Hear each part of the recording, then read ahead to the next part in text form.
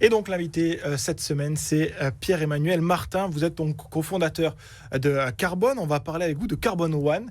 Qu'est-ce que c'est cette Gigafactory qui est sur les rails, qui vous avez signé le permis de construire, c'est ça? Oui, je vous remercie, bonjour. Donc effectivement, on est présent sur le territoire depuis mars 2023. On a même été invité ici dès nos débuts. Déjà, ouais. Donc c'est sur la zone industrialo-portuaire du Grand Port Maritime, à Fos-sur-Mer. On vient effectivement d'obtenir, enfin nous avons obtenu en janvier, en février, mais on vient de signer, d'officialiser la signature en sous-préfecture d'Istres semaine dernière, de toutes les autorisations pour construire sur 45 hectares, 300 000 mètres carrés d'usines, de bâtiments, pour produire des panneaux solaires demain qui seront résilients, compétitifs, durables. Dans le sud, c'est 3 000 emplois directs, c'est un investissement important d'1,5 milliard. Et donc là, on a toutes les autorisations, c'est-à-dire qu'on est prêt.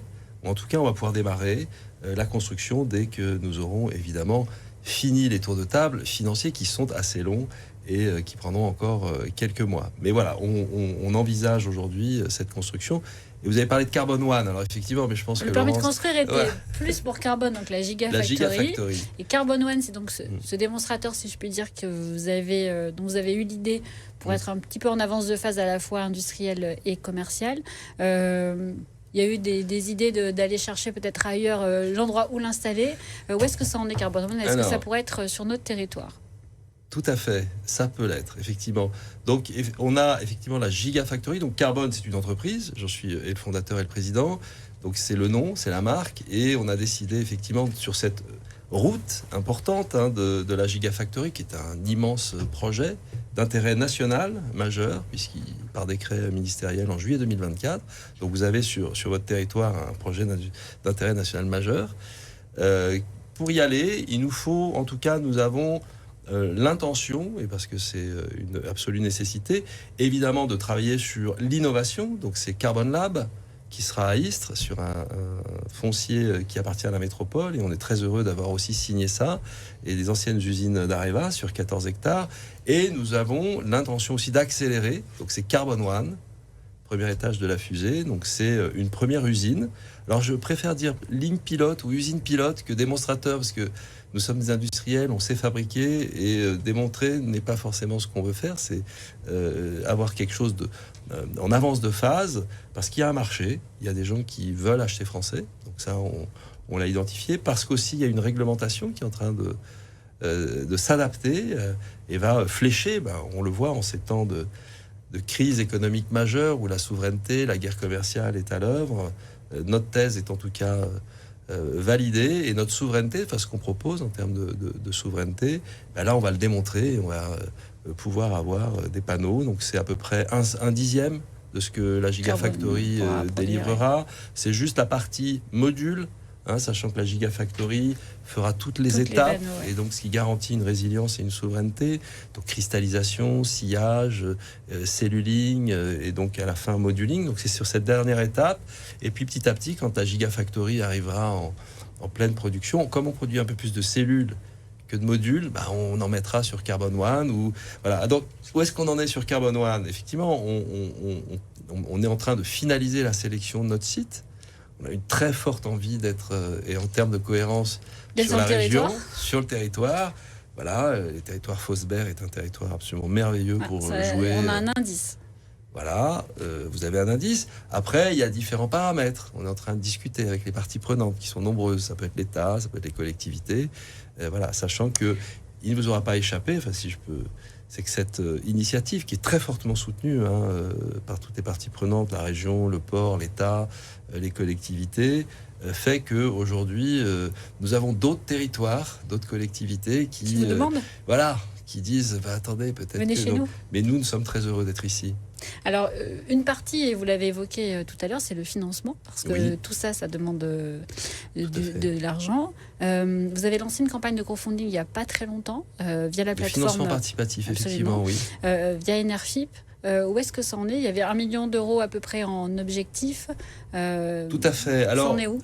juste dire que d'abord, il nous est apparu important, alors sachant que financer notre projet, c'est des sommes énormes, qui feront appel à des banques, qui feront appel à des investisseurs spécialisés. Oui, là c'est un petit segment. Voilà, donc l'idée c'est quoi? C'est que nous, dans notre trajectoire, en tout cas, on a eu énormément de retours très positifs dans le cadre des réunions publiques, dans le cadre de différentes manifestations, par les gens, voilà, vous et moi, ou qui disent, voilà, comment aider ce projet qui est magnifique, de réindustrialisation, mais aussi de produire enfin en France des panneaux solaires.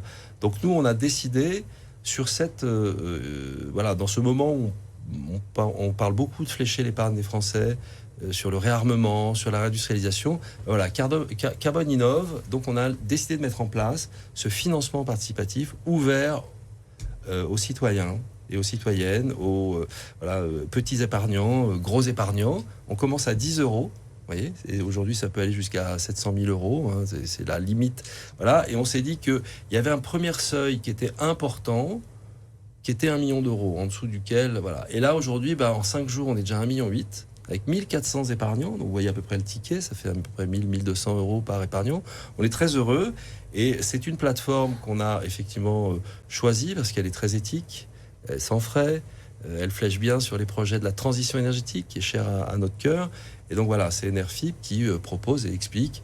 C'est une obligation, c'est pas des actions, on va pas acheter des actions de carbone, donc c'est une obligation, donc c'est structuré de manière à ce qu'il y ait le moins de risques possible avec des garanties que nous apportons et que, en tout cas, nos holdings permettent de supporter. Il y a eu le lancement de la grande consultation, la grande CNDP la semaine dernière avec le préfet Leclerc, notamment, et il l'a répété à plusieurs reprises, c'est surtout une question d'acceptabilité parce que les citoyens voient arriver des projets, le vôtre, d'autres dont on a déjà parlé, effectivement. Il y a, presque un embouteillage de projets d'industrie décarbonée sur le territoire. Il y a besoin de comprendre, et il y a aussi besoin à côté, en face, d'avoir des logements, des routes adaptées à tous les besoins que vous allez avoir. Cette grande consultation, est-ce que vous y êtes, j'imagine, très favorable? Ça a aussi ce côté explicatif auprès des citoyens, expliquer ce que vous faites vraiment? Tout à fait. Alors, ces exercices, on va dire, démocratiques, quelque part, mais qui ne sont pas que descendants. Il ne faut pas que ce soit des explications de texte par les autorités qui ont décidé, qui expliquent voilà ce qui va se passer. Voilà. Donc je pense que là ont été posées, en tout cas les bases, et aussi le débat auquel j'ai participé avec la Provence, d'un exercice qui sera co-construit, où en tout cas il y aura beaucoup de retours du terrain et des gens sur ce qui peut être présenté. Donc il y a effectivement, le préfet a insisté sur la cohérence d'ensemble, qui n'est pas aujourd'hui, voilà, il y a beaucoup de... sur un territoire qui va beaucoup plus loin que la zone industrielle-portuaire, et qu'effectivement, vous le rappelez, il y aura des besoins d'infrastructures, de logements, de services publics additionnels. Puisqu'on parle quand même de 10 000 emplois directs. Un emploi direct, c'est accompagné généralement d'emplois indirects, donc 1 pour 3, 1 pour 4. Donc on voit à peu près le développement sur un arrière-pays, qui est aussi la plaine de Crau, qui est les Alpilles, et puis voilà, donc comment tout ça s'organise avec ces nouveaux industriels qui vont témoigner du changement d'échelle de la zone industrielle-portuaire. Merci beaucoup Pierre-Emmanuel Martin d'être venu sur le plateau de Marseille Business. Je rappelle que vous êtes cofondateur de Carbone. Et président. De Carbone. C'était très on espère voir votre Gigafactory d'ici les prochaines années sur notre territoire. Évidemment. Merci, on passe tout de suite à l'entreprise de la semaine avec Laurence.